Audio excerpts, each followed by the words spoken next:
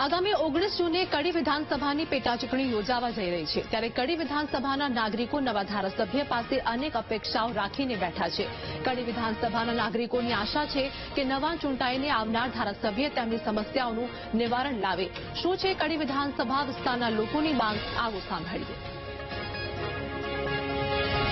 કડીના મતદારોનો મિજાજ જાણવા આપણી વીટીવીની ટીમ કડીમાં આવી ગઈ છે, તો આપણે મતદારોના મિજાજ જાણીશું।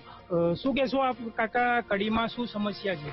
કડીમાં આ પાણીની સમસ્યા બહુ છે।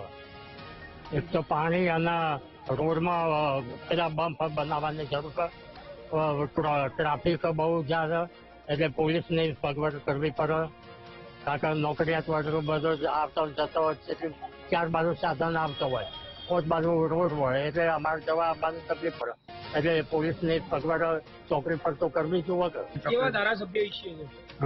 ધારાસભ્ય કેવા જોઈએ? ધારાસભ્ય એ પ્રશ્નનું નિવારણ કરે એવો ધારાસભ્ય હોવો જોઈએ, અને ચૂંટાય પછી જતો ના રહેવો, આવી અને એને સાંભળવું પડે અને એનું કામ પરિપૂર્ણ કરી અને એની આશાઓ પૂર્ણ કરવી પડે એવો ધારાસભ્ય હોવો જોઈએ।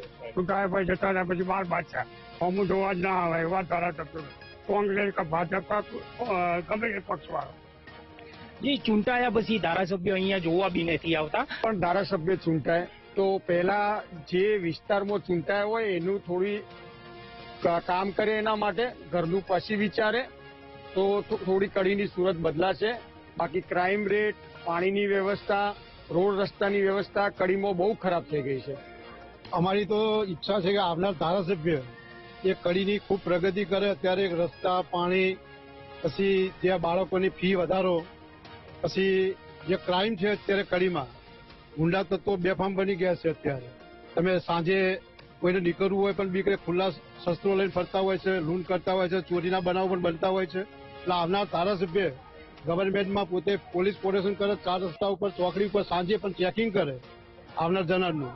અને ટ્રાફિક સમસ્યા છે, પાણીની સમસ્યા છે, વરસાદી પાણીનો નિકાલ થાય, દબાણ દૂર કરી અને ચોમાસામાં 2 ઇંચ વરસાદ પડે તો 4 બાજુ પાણી ભરી જાય, એનું નિવારણ કરે એવું આવનાર ધારાસભ્યને મેં માગણી કરી છે। તકલીફ તો કડીમાં એ છે કે પાણી ભરાવો થાય છે ચોમાસાનો અને ટ્રાફિકની સમસ્યા છે, તો ખોટા જે દબાણો કરેલા છે એ થોડા હટાવે અને જે સિટીમાં જે ટ્રાફિકની સમસ્યા છે એ થોડી દૂર થાય। વર્ષે પણ જયારે મત ગણતરી થાય છે ત્યારે તો બધા એમ કે ઓફિસો બનાવે, બધા સૂચનો બધા કરે છે કે સારું થશે, સારું કરીશું, પણ જયારે બધું સોલ્યુશન આવી જશે એ પછી તો લોકો જોવા પણ નથી આવતા કે કઈ જગ્યાએ કયું કામ બાકી છે, કઈ જગ્યાએ શું કરવું, કેમ કરવું એ કોઈ પણ જોતા નથી। એટલે જયારે મત ગણતરી થાય છે ત્યારે બધા પ્રશ્નો થાય છે કે આનું હલ થાય તો સારું, આનું હલ થાય સારું, પણ કોઈ સોલ્યુશન આવતું નથી। ચોમાસામાં બહુ તકલીફ છે, બુડાસણથી લઈ પાજરાપુર સુધી પાણીના લીધે એ રસ્તો બિલકુલ બ્લોક થઈ જાય છે, પણ હજુ સુધી એનું કોઈ જ નિવારણ નથી।